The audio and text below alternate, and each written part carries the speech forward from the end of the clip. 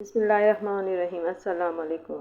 खुश रहें, आबाद रहें। पाक परवरदिगार मोहम्मद व आले मोहम्मद के सदक़े में आपके रोज़ी रिज़्क़ में बरकत और इजाफ़ा अता करें। आज मैं जो रेसिपी आपसे शेयर करने लगी वो है कीमा और आलू।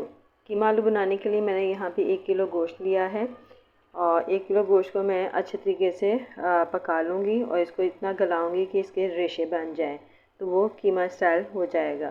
तो 1 किलो गोश्त के साथ मैंने जो मसाला जात लिए हैं उसमें है मैंने 4 से 5 अदद मैंने टमाटर लिए, जिसमें मैंने सुर्ख मिर्च, नमक और हल्दी डाल के रख दिए हैं और साथ में ही अदरक, लहसुन और प्याज ये काट के मैंने रख दिए हैं और इन तमाम चीज़ों को मैं गोश्त में डालकर तलने के लिए रख दूँगी।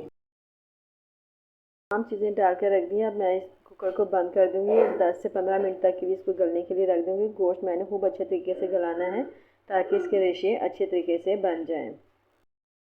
ये देखें जी, पानी खुश्क हो गया है। अब मैं गोश्त को भूनूंगी। इसमें मैं 1 कप ऑयल डालूंगी और इसको अच्छे तरीके से भूनेंगे। साथ ही मैं इसमें आलू भी अभी शामिल कर देती हूँ ताकि गोश्त और आलू दोनों एक साथ भुने और जो पानी है इसमें गोश्त में बचा हुआ वो इससे आलू जो है थोड़े गल जाएँ।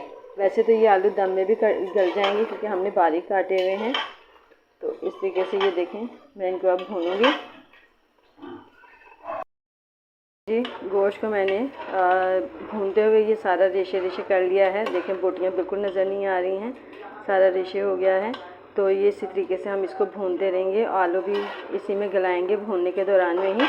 तो ये देखें, माशाल्लाह से बहुत अच्छा लग रहा है। ये यकीनन टेस्ट में भी अच्छा होगा। जब खाएंगे तो फिर मैं आपको बताऊँगी कि कैसा है ये। तकरीबन तैयार होगी। यहाँ पे मैं अब हरी मिर्चें शामिल कर रही हूँ। ये मैंने 7 से 8 मिर्चें जो हैं डाल दी हैं। अब इनको भी हम 5 से 10 मिनट तक इसमें भूनेंगे ताकि ये भी गल जाएं। और ये देखें, माशाल्लाह से हंडिया भी हमारी तकरीबन तैयार होने वाली है। आलू भी गल चुके हैं। तो अब अभी हम इसको मज़ीद और 5 से 10 मिनट तक भूनेंगे।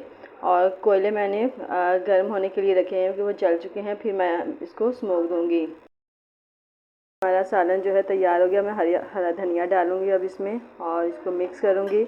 और साथ ही मैं यहाँ पर अब इसमें कोयला का धुआं दूँगी इसको और इसको दम पर छोड़ दूँगी 10 से 15 मिनट के लिए। तो ये हमारा सालन जो है आलू और कीमा, रेशेदार कीमा जो है वो तैयार है।